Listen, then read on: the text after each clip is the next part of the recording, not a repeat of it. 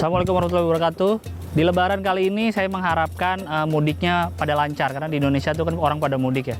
Semoga lancar dan nggak banyak kecelakaan kayak di tahun-tahun lalu. Dan semoga lalu lintasnya juga lebih lancar, nggak banyak macet.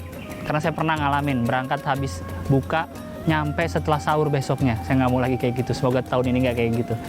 Jadi saya Gilang Baskara mengucapkan kepada semuanya selamat Hari Raya Idul Fitri. Mohon maaf lahir dan batin. Assalamualaikum warahmatullahi wabarakatuh. Selamat sore semuanya. Ini orang Indonesia semua di sini ya? Ya. Kenapa ketawa kan nanya? Kita nih ya, orang Indonesia tuh udah beruntung gitu ya. Bahasa Indonesia tuh gampang belajarnya. Kita nggak ada nadanya, kayak bahasa Arab, bahasa Cina tuh ada nadanya loh. Salah ngomong nada dikit salah arti, ya kan ya? Bahasa Indonesia tuh udah enak, semua tuh ngomong lancar. Tapi kenapa kita suka nyusahin diri sendiri? Kayak misalnya kalau kita nanya jalan gitu kan ke orang, Mas tahu ke kantor wali kota Jakarta Utara nggak? Oh dari sini Mas ya, belok kanan, terus lurus aja, nanti nyampe gitu. Kenapa nggak bilang lurus, nanti nyampe gitu? Kenapa kita selalu ngomong lurus aja gitu? Emang selurus apa jalanannya gitu? Padahal pas kita jalan sama aja sama jalan lurus lainnya gitu. Dan gue juga ngelihat itu biasanya nih ada anak paskibra katanya ya? Oh iya. Dan gue juga ngeliat nih panjang pendek ini sering dipakai sama paskibra, ya nggak? Apalagi kalau nyiapin barisan. Dulu kalau saya waktu masih sekolah gitu, lihat barisan pasti kan kepada upacara hormat, gerak gitu biasanya. Wah ini panjang banget hormatnya gitu. Dan selalu dari saya SD sampai SMA selalu hormatnya yang panjang. Gak pernah ada yang geraknya yang panjang.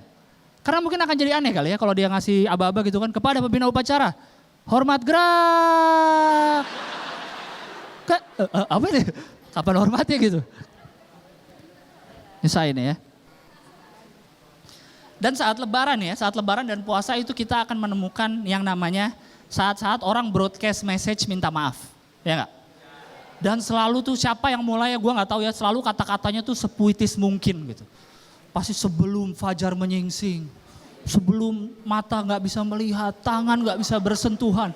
Selalu gitu kan, saya mengucapkan minal aidin wal faizin. Wah pokoknya panjang banget ya. Pokoknya itu kalau SMS tuh sampai 2 baris, apa namanya itu 2 halaman gitu tuh, sampai ngabisin pulsa tuh.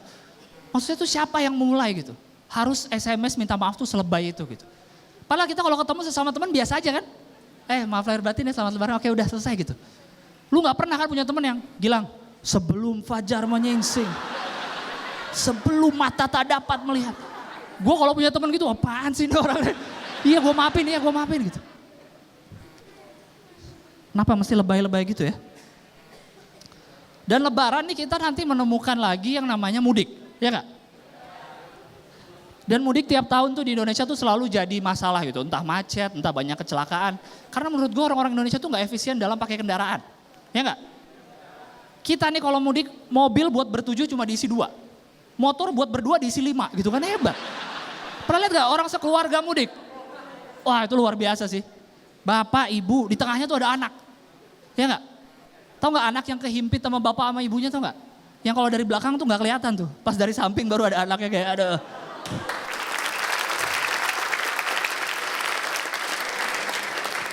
Yang tangan sama kakinya tuh udah gak bisa megang kemana-mana gitu ya. Punggung bapak saya bau nih gitu ya, udah gak kuat gitu. Belum lagi tuh baru orangnya loh, kadang-kadang 4. Ada anak yang satu lagi di depan speedometer, yang megangan speedometer gini nih. Pernah lihat ya? Dari Jakarta ke Jawa bayangin. Gitu. Kadang pada pakai kacamata hitam gitu kan, anak-anak kecil kan, wah yang bentuknya hati, bentuknya bintang gitu kan. Itu baru orangnya, kadang ada barangnya. Ya nggak? Ibunya paling belakang bawa ransel, sama bawa apa? Khas Indonesia, kerdus. Kayaknya kita nggak penting bawa koper, bawa tas, yang penting bawa kardus. Isinya dalamnya koper juga mungkin ya, tapi nggak tahu kenapa. Bawa kardus. Dan semenjak tahun lalu 2015 tuh udah ada jalur baru yang dibikin oleh pemerintah untuk melancarkan mudik. Yaitu adalah tol Cipali. Ada yang tahu nggak? Cikopo Palimanan.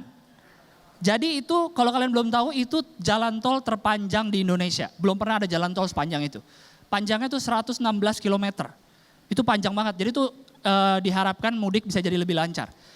Dan jalan tol sepanjang itu ternyata gue sih belum pernah lewat situ ya. Tapi gue pernah cek harganya itu lumayan mahal loh. Kalau kita dari Cikopo ke Palimanan nggak keluar-keluar ya. Kalau bawa mobil biasa itu tuh 96.000. Hampir 100.000. Kalau kita bawa truk Kalau kebetulan kalian entah kenapa bawa truk gitu ya. Dari ujung ke ujung tuh 288.000. Hampir 300.000. Bayangin truk yang atasnya bawa mobil banyak, tau gak? Wah itu mahal banget ya tuh. Itu paling mahal.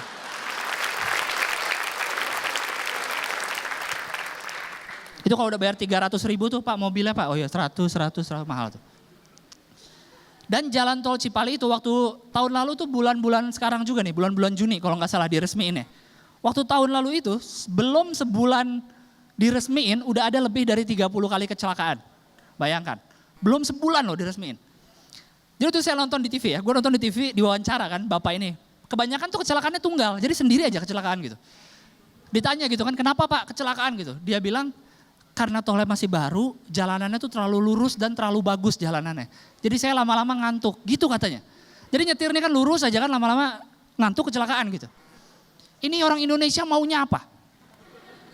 Jalanan jelek lu protes ke pemerintah ya kan? Pak ini jalanan jelek Pak, benerin Pak.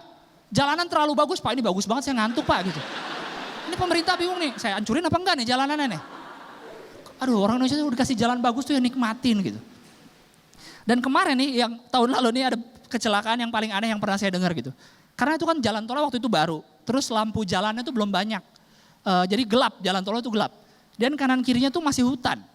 Jadi ada satu pengendara mobil, dia naik mobil, ada apa? Ada babi hutan nyebrang. Ada babi hutan nyebrang, dia nabrak, akhirnya dia kecelakaan. Kalau babi hutan nyebrang di taman safari sih nggak apa-apa ya nggak. Ini di jalan tol, babi hutan nyebrang. Jadi dikasih lihat mobilnya kan di videoin gitu. Saya tuh penyok sampai ke dalam gitu. Dan di wawancara dia bilang gini, jadi saya lagi nyetir, babi hutannya nyebrang, saya ketabrak gitu. Tapi habis itu dia nyebrang lagi santai gitu. Jadi saya nggak bayangin tuh babi ini lagi jalan nih nyebrang nih. Ada mobil nabrak, jalan lagi dia kayak santai. Santai gitu. Kayak nggak terjadi apa-apa gitu. Tapi mobilnya penyok banget. Jadi harusnya gini nih ya. Kalau kalian pernah ke Jakarta, ke Bandung lewat Cipularang, lewat Purbalenyi, itu kan jalan tolnya juga ya hitungannya masih muda atau masih agak baru. Nah di situ tuh ada rambu lalu lintas khusus jalanan itu, nggak ada di tol lain, ada gini. Jadi kalau di jembatan tuh ada hati-hati angin dari samping, karena emang di situ berangin. Dan nggak ada di jalan tol lain, harusnya di Cipali juga dipasang rambu yang khusus di jalan tol itu. Misalkan hati-hati babi menyeberang gitu. Terus ada rambunya warna kuning, ada ibu babi sama anak babi lagi nyebrangin. Terima kasih semuanya, selamat sore, terima kasih banyak.